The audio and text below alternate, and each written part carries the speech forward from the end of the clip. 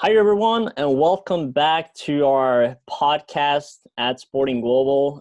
First of all, very excited to have Luiz here. He's one of our board of advisors and huge background from Rio Olympics and so forth. Luiz, thank you for joining our podcast. We're excited to have you here. Thank you, Ola. It's a great pleasure to be here with you again. Awesome. And for those of you that haven't been part of our or listening to our podcast before, let me just give you like a brief intro about like why we started the podcast and what is essentially the deal with it. So obviously a lot of you guys are sitting at home, maybe like can't go to school, can't go to the work right now, or working from home, and maybe need a little bit extra input about like what's happening in the industry. Obviously there's a lot of stuff being impacted by the coronavirus and so forth. And essentially what we wanted to do with this podcast is essentially just put a little bit light on what's happening in the industry with industry experts, talking a little bit about the challenges that we are facing. And for those of you that have listened to our previous podcast, welcome back. I hope you are enjoying our podcast. And today we have a very excited topic, and we have definitely the right person to talk about this. So our topic is COVID-19 and the Olympics, a major challenge for the sports movement. And Luiz, that is a massive topic we're going to talk about today. Yes, exactly. It's fresh new, and let's see what happens. That's a lot of going on every day. There's an update, and it's very sad that this decision had to be taken in this way, Right. to postponing the games, right? No one wanted that, but that was the right decision, and we are going to discuss deeply on that. 100%. But before we start diving into the current situation, why don't you just give our listeners a little bit background about like your experience from the Olympics, especially from the Rio. Like, what did you do there? Just give them a little bit insights. Okay, thank you. I worked for the Olympic movement for over 20 years, and for the Rio Olympics, I was one of the executives. I was the general counsel for the Olympic Games in Rio de Janeiro, Brazil. Right. Olympic and Paralympic. That's important to say. Yeah.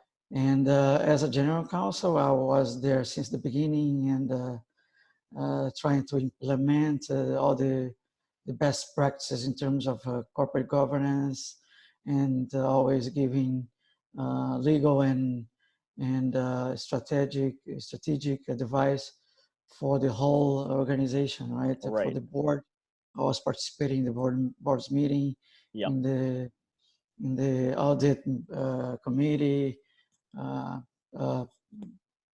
speaking and negotiating with the three levels of government, right, and all the stakeholders, Olympic stakeholders. It's a massive work, as you can imagine.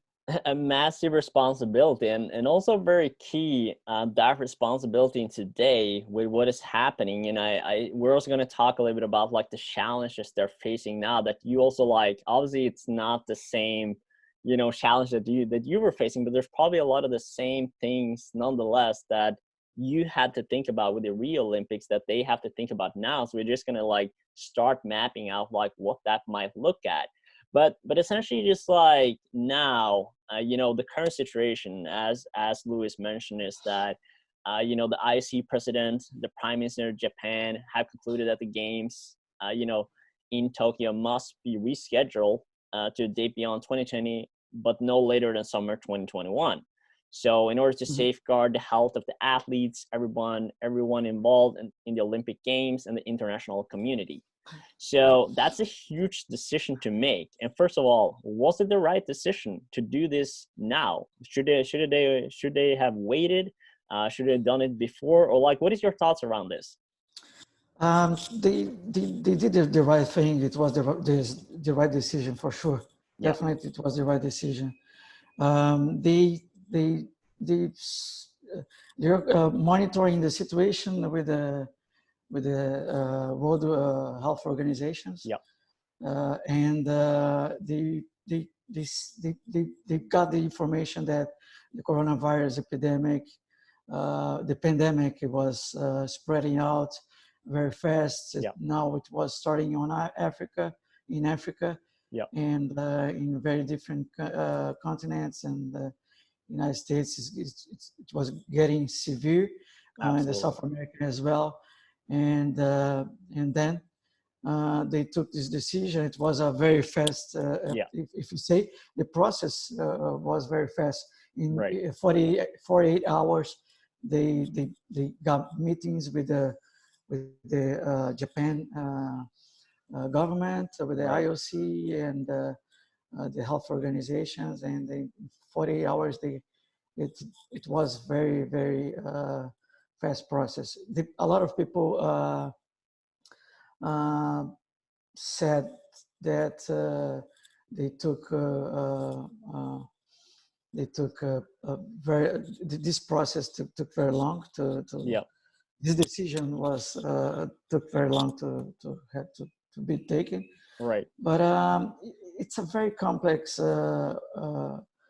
event to deliver, and there are a lot of stakeholders, so many stakeholders, and so many complex issues, so many agreements. Right. You have to at least you have to have a first commitment with these all stakeholders to say, okay, you have to talk with them at least. Yeah, no, for sure. Right? Saying, okay, I have this committee with you that we're gonna start this process of postponing. Right. So are you with me? So imagine you have to speak with all the sponsors, with all the federations. Yeah. 204 or 5 national Olympic committees worldwide. Right. Broadcasters.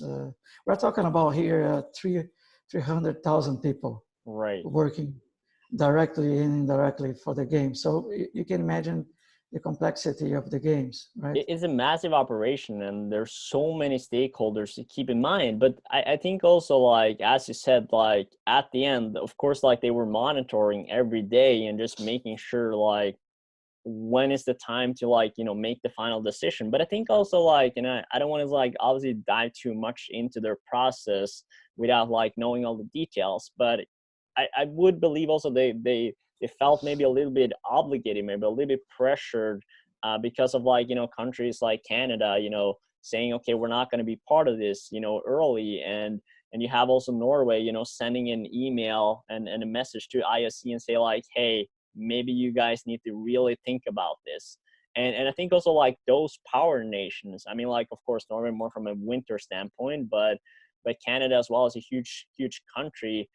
You know, putting that stamp and as okay, you guys need to, like, really think about that. And like, do you think that was, like, a key factor into making the decision, or, like, where's the biggest challenges that they have to deal with to make that decision? Yes, they fast the pace of the process. The IOC and the Japan government and the Tokyo organizing committee, they fasted the pace of the process to this decision because of the pressure, definitely. Right. The Canada NOC, the National Olympic Committee, and also Australia, then after Brazil, United States, right. Olympic and Paralympic committees, they and also the athletes, right. Athletes were putting a lot of pressure. And then because of that, for sure, they took this fastest. I mean, they started to fast the pace of the process. Right. To have the decision, the final decision.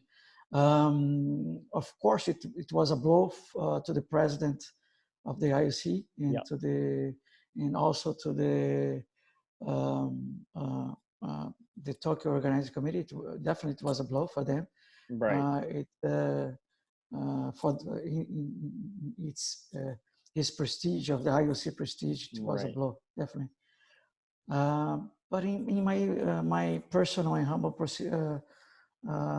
opinion, it was the pace was right. Yeah. They couldn't take this decision before. They're monitoring Right. the situation as we just spoke, and it, it impacts a lot of people, and Exactly. a lot of things in terms of financially speaking, but also the logistics side, Yeah. or in the funding side, and many other decisions, Right. broadcasters, and so on. Maybe the athletes were affected the most Yeah. in this uh, in this process, Right. because they put themselves in risk, Yeah. right? Because of the training situation. Right. Many of them, they couldn't find training Yeah.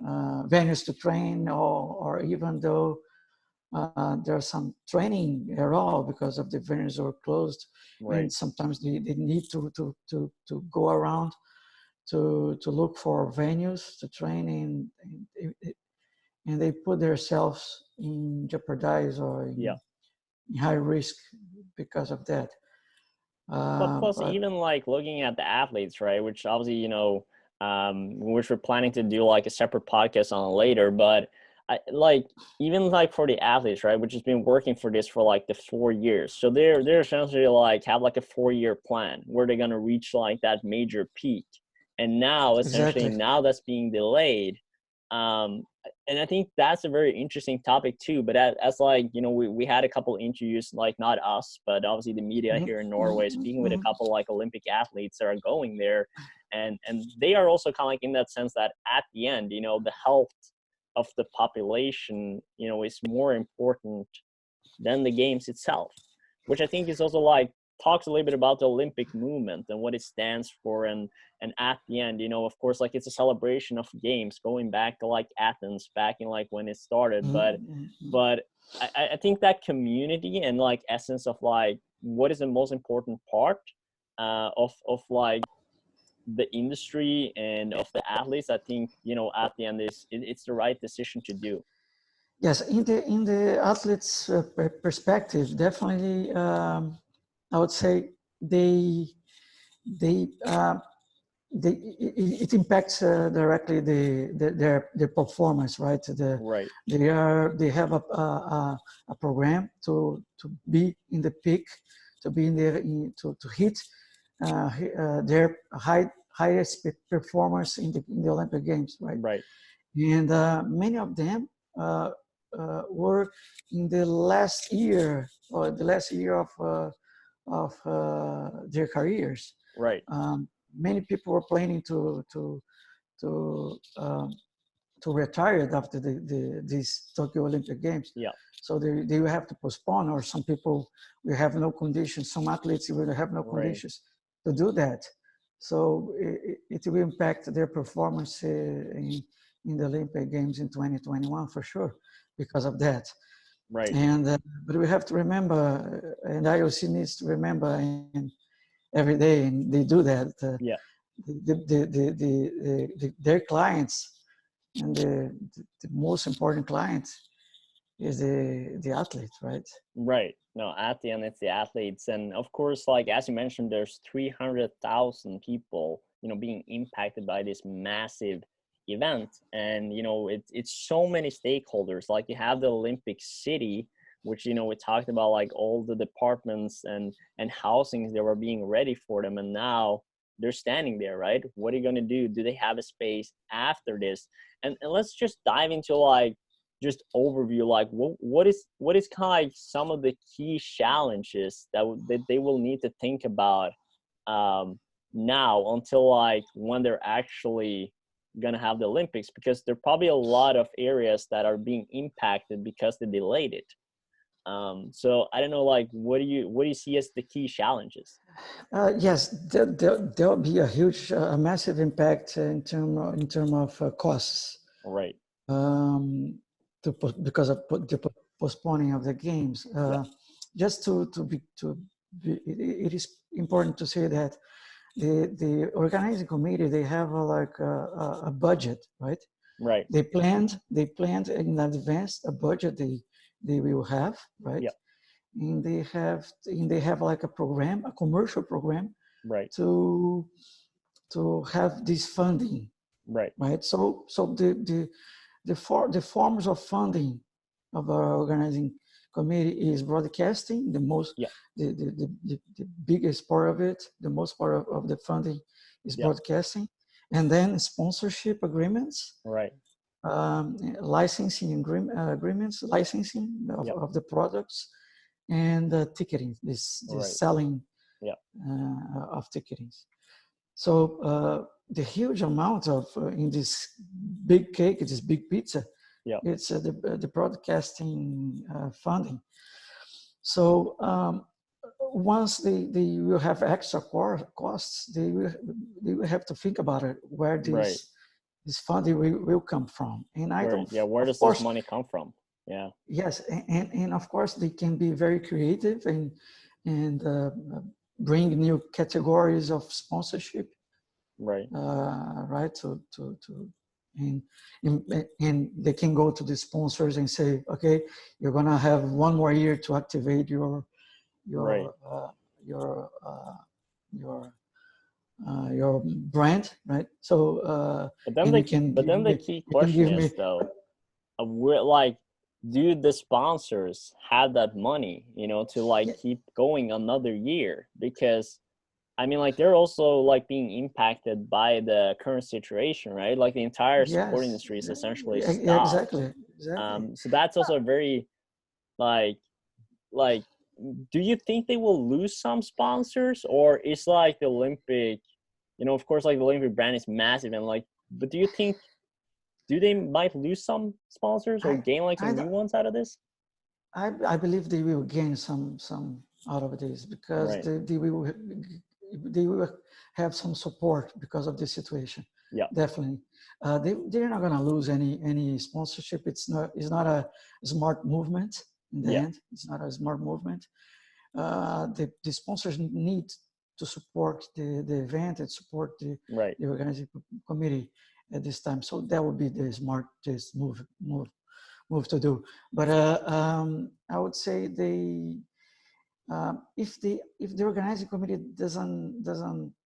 doesn't create or doesn't have an alternative to get this extra funding, Yeah. in the end, the IOC will have to give some money, or even the government. Right. The IOC will say, please, government, give some, Right. granted some money, Right. but in the end, if the government, maybe they can split, maybe not. But this is also hard for the government though, because I mean, like, obviously they've been estimated like tons of revenue, like from tourists and people, like, just as you said, it's a massive operation. So it would be like a huge amount of people coming, both locally, internationally, tourists, visiting, being a day or like during the entire time, and spending a lot of money, in Japan. And now they're certainly in a position where, they're not going to be there for, a year, maybe up to a year's time. So like the government also might be in a difficult position because they already probably put out a lot of new money, because which is very typical with these major events, is that the countries and the cities, host cities, they spend a lot of money, on making the best possible Olympic Games or World Cups or what it might be. Do you think, like, how do you see like them from a governmental standpoint? Like what challenges are they facing, with this collaboration and of course the extent of or the delay of the games? I believe the delay of the games will make more space, more room, and more time Right. to the government and to the organizing committee to plan Yeah. in a different way, in this different scenario, and they will do just fine. Right. They will have all the support from the government, their population, the citizens, and definitely from the sports community, the Olympic Right. stakeholders. But I was going to say the following. Yep. The organizing committee will have to activate a plan, right? So Right. in the end, they will have do a lot of actions. One is try to reduce their budget. Right. We did this in Rio. We reduced our budget in 1 billion Wow. reais. It was in a 1 year period. Starting create. We had this supply committee. Yeah. And we put a lot of people there and trying to put a lot of pressure in the director, saying why you need this, why you need that. Yeah. Is this a must have or a nice to have? Yeah. So we this kind of this speech saying, okay, because the directors of Right. the function areas, they want to deliver the best what they can. So For they sure. say they're gonna hire the best one or hire Right. or buy the best thing, right? So but now they got you to have think like a startup in a sense, exactly, if you think about it. They have to a very slim, slim situation, right? So Yeah. reduce costs is what they're gonna do. Definitely, it's I don't wanna. I'm not here teaching anyone. They're gonna reduce their budget, right? Because they have to postpone their budget, right? The expenses. So they're gonna think on that, reducing, and then trying to activate and bringing some extra revenue to the organizing committee. And of course, if this is not possible, they will say, okay, I don't have a balanced budget. Right. I have to balance my budget, and I need this extra money to have my balanced budget. Right. So, but I do think though, as you also like touch upon, is that at the end, everyone is in this position together. Like there's no country that are being impacted by, like the entire industry is being impacted, all entities, all organizations, which obviously it's a very tough situation, but at the same time we're all in the same spot, which also makes that you become more understandable, and like more, okay, let's work together now in order to actually make this happen, which I think is like at the end they have to make like financial decisions and try to bring in more revenue, but everyone is in the same shoe. And I think they just got to find a way to work together, which I think as you mentioned, they will manage. If you have like some thoughts about like some challenge that you were facing during the Rio Olympics that you think that they will come across right now, like where you see some of the same challenges? Yes. First, I would like to mention that we have the same, we have the similar, not the same, but a similar issue. It was the Zika disease, right? The Zika virus. Yeah. I don't know if you remember. Yes, I do. A few months before the games, we had a big issue we had to solve. It was the Zika virus, and I don't know if anyone knows that, but we had to reimburse a lot of people who bought the tickets, mainly from United States. A lot of American citizens asked for the money back. So it was a very bad situation, a big issue that we had to solve. But thanks God, the Zika disease wasn't the same as the coronavirus is today. It didn't impact us, so we were able to keep going with the games. Yeah. But it wasn't some months before. It was a big issue for us, and nobody knew what was going to happen.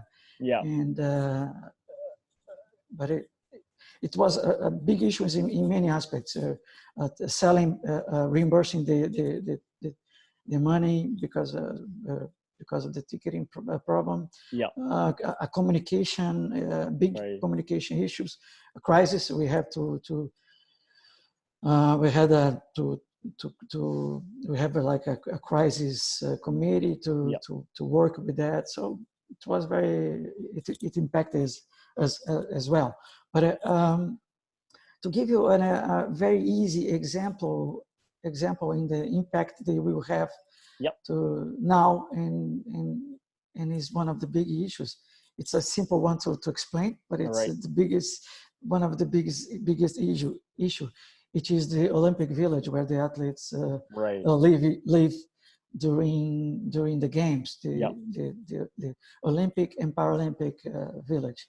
Yep. So for instance, the apartments were set to be sold, right? It's a private development.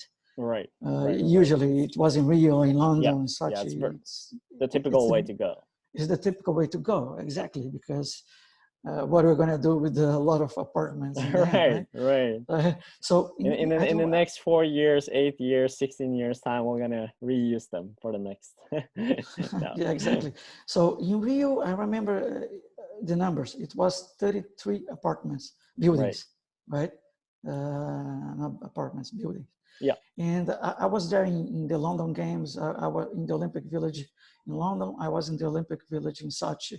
It's a lot of buildings, right? Yeah. Always. Of course, in the Winter Games, there are a few less buildings than the Olympic, of course. Yeah. But so it's a private development, and during the constructions, right? The owner, the developer, they start selling their apartment because of course they have to. The developer needs to have income so they can keep going with the development of the buildings, right? Right. So very probably the developers now in Japan, they are already very probably the apartments are already sold. Maybe not 100%, but probably a lot of them are already sold. Maybe most of them. Yeah. Right. So you can imagine saying to the owners, the owners of the apartment saying, "Oh, you family that are planning to move to your apartment. You're gonna get married next year, and after the honeymoon, you're going to be back and go to your lovely apartment. All right. And how you're gonna manage this situation? Right. So that's very probably they're gonna to indemnify those people. I don't know if they're gonna be indemnified or not. Right. So that's the biggest issue, I guess. The developer will have to deal with, but the developer will say, organized community, I have to have your support on here, financially and all kinds of support to deal with.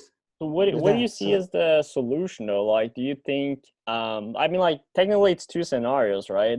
One is that they delay, like essentially people moving in and they just, I don't know, receive money from the IOC or like from the Olympic movement in order to like, you know, keep the stuff going, or essentially maybe the supplier of the buildings and apartments like have to take probably some of the cost.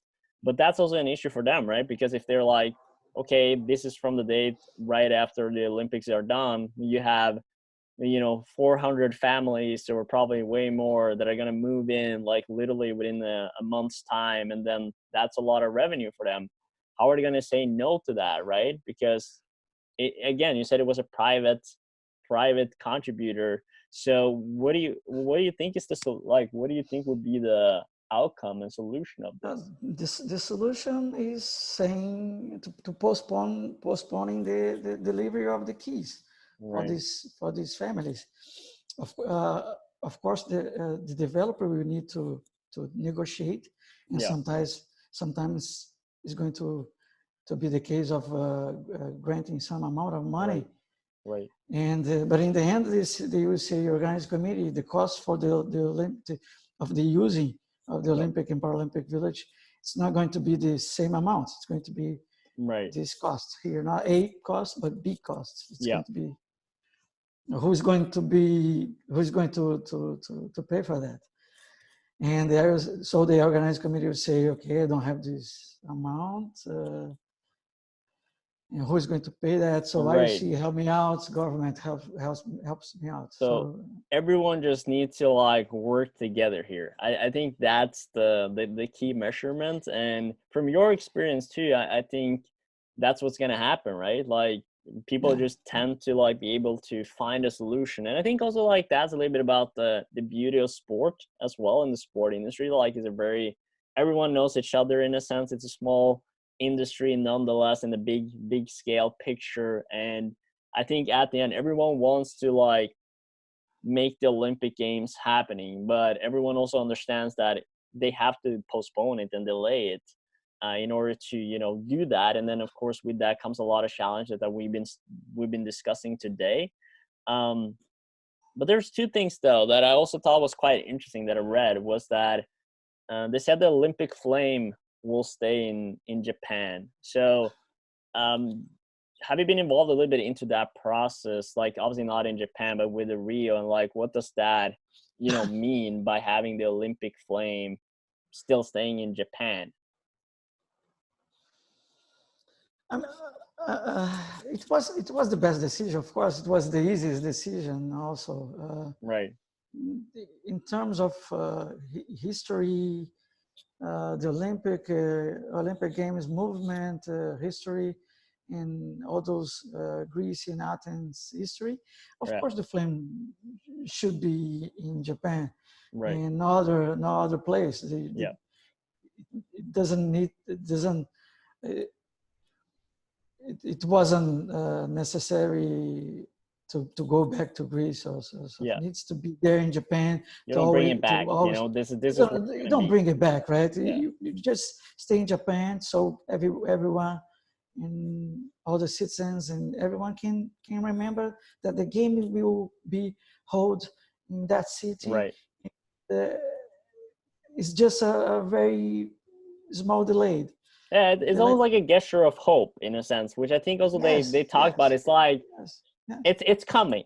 Just be Yes, it's coming. patient. It's Be gonna soon. To be happen. soon. Yes, yes. Look at the flame for inspiration, for fire, for keep going and pushing in the right direction. Yes, yes, yes. Um, and another second thing though, which I think was also quite interesting, and I mean like it's kind of like a minor thing as well, but they agreed that the games will keep the same name of being like the Olympic and Paralympic Games Tokyo 2020, even if it's probably gonna be in 2021. Um, like what is your thoughts around that? Like, is it just like Again, again, and that was the easiest decision to right, make. Of course, the IOC and the Olympics, the Olympic movement, they are all very traditional. So right, uh, the games was supposed to be on 2020, and um, you don't change the dates, right? right, It's always going to be Tokyo 2020. yeah, yeah. Even if it's in 2021. Yes, exactly. This is just a Yeah, slightly it's a small thing, and small I think thing, right? but also one other interesting though, which I think is actually something that I read too, is how does this impact the future events, right? Because now the time between the next games and like the other games that the IOC are involved with is showing like their time span delays tremendously. And what does that mean like for them, like as organizing committees, for like collaborations, for transferring probably some of the sponsors partners over to the next event? Do you see that as an issue, or like how is that, like what is the challenge that they are going to face then for the No, next I, event? I, I don't think this is going to be a major issue. All right. There'll be issues for the international federations that Yep. will have to postpone their events next All right. year, right? Yep. But in terms of organizing committees, events, I don't think this is going to be an issue. All right. Paris is very well developed Yep. today Yep. in organizing the games. For sure. So they are very. I don't think this. There are domestic sponsors. Right. The Paris already got very probably most of the domestic sponsors. Right. The top sponsors, they can deal with this Yep. situation easily. They are very long-term sponsors. Right. They've been part of the So games part for of the like games for many many years, cycles, many years. cycles. Yeah. So they Yes. know the So drill. They know it's been yes, challenges yeah, before. yes. Of course, the IOC will have to renegotiate a lot of agreements, Right. The organizing committee as well. Yep. It's going to be very complex. Yep. It's going to take a long time to deal with all these issues. I would say they're going to solve or resolve all these issues right right before the Olympic Games in next Yeah. year, because it's a lot of issues to solve, Yep. and they're going to spend a lot of time on that. That I would say it's like delivering a games. This yeah. so they're going to deliver 2 games. It's so Right. complex. It's so complex. Pretty much, because now they just have to rethink everything. But Yeah. like we've been discussing this for like a good time now, and I know like you have to go on like your next meeting. But to wrap it up though, as far as I understand, like your side and like what we'll be discussing is that of course there would be a lot of major challenges here, but to conclude it, it was the right decision to postpone it. The voice of the athletes are being heard. The major challenges will be, the Olympic Village, the contracts and the contracts that they have to deal with the different stakeholders. But at the end, I think we're looking at it at a very positive angle. So I don't know if you have like any closing remarks about like what do you think is how the Olympic Games is going to be in 2021. That was the best closing remark. All I right. guess you summarize everything. It was the smartest decision. There are, of course, there'll be challenges in various aspects, Yeah. but they'll be ready. Japan and IOC and all the Olympic stakeholders, they will come across this easily, and in Japan Yeah. and the IOC will deliver beautiful games. We trust we That trust their knowledge, we trust their expertise, and we're also certain that they will reach out to experts and former the games that have dealt with similar challenges and different things in order to see, okay, how can we go through this in the best possible way. To wrap it up, the Olympic Games is going to happen, whether we'll at some point, probably in 2021, but it's going to happen. And I think it's going to be an amazing game. And with that, Luis, I would like to thank you for the time. It's been an amazing conversation about this very interesting topic that I think we will learn. We just scratched the surface of it. It's just going to be a lot more to dig into in probably the next yes, we can months do and like weeks. more 1 hour. We can do this for 1 more hour. We do Probably take many time. hours. Probably for Mm, many hours. Very probably we're gonna have updates on that. Yeah. So we can do it next week or in We'll, 2 weeks. We we'll, do we'll probably another. touch upon it like in a couple of weeks time, and then see where Yeah. once things are starting to settle, and Yes, hopefully we're getting some more information from IOC and learning a little bit about what's happening. So with exactly. that, everyone, I would like to thank you for listening, tuning in, and I hope you enjoy it as always. Luis, thank you once again for the time, and for Thank you, everyone out Ale. there, we always finish with "Vi snakkes," which means I'll see you later in Norwegian. See you later. Bye, Ale. All right, Cheers. Luis, we'll talk soon. Bye Talk bye. to you soon.